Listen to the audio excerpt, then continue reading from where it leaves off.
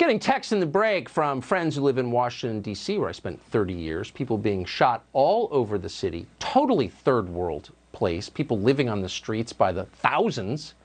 Do any members of Congress who are worried about QAnon notice this? Does Michael McCaul notice this? What is happening to our capital city? They're allowing it to happen. Nothing's more infuriating than that, except maybe what's happening to Dr. Seuss.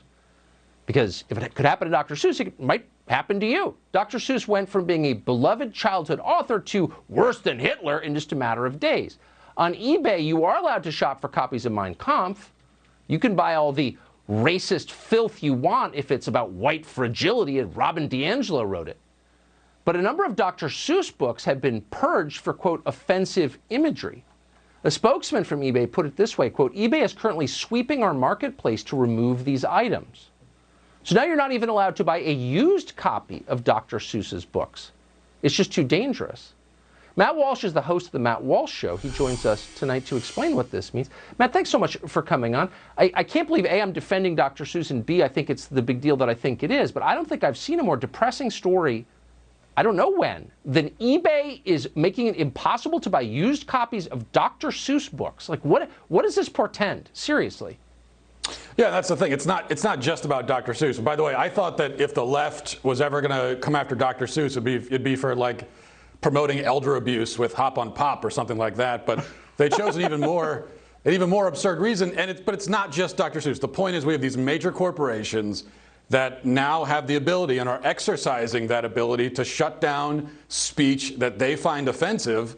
The question is not whether, oh, do they have the right to do it? I think that's totally the wrong question. Is it good for the country when major corporations can look at entire categories of speech and say, well, you're not allowed to see that anymore or read that. You can't read that book to your child anymore. We're just going to get rid of that. Is that a good situation for the country? I think obviously not.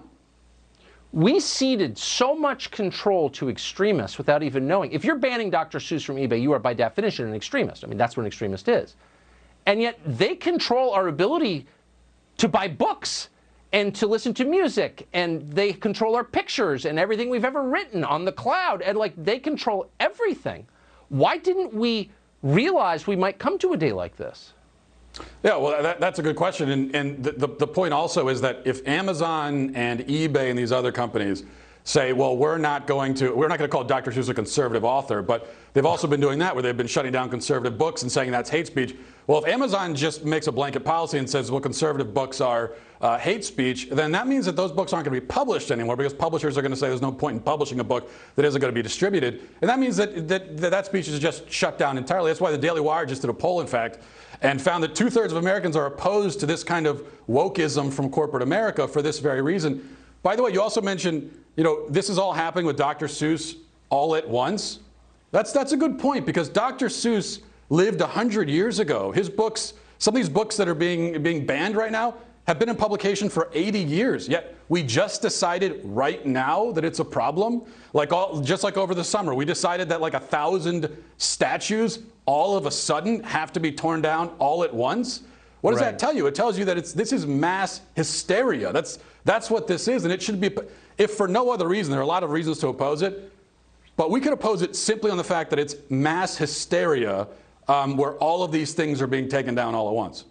But with a purpose. I mean, they're demanding that you disavow your own ancestors, that you hate your own country, that, you hate the books you read to your own children. I mean, it's deep, I think. I appreciate your coming on tonight, Matt. Matt Walsh. Thanks a lot.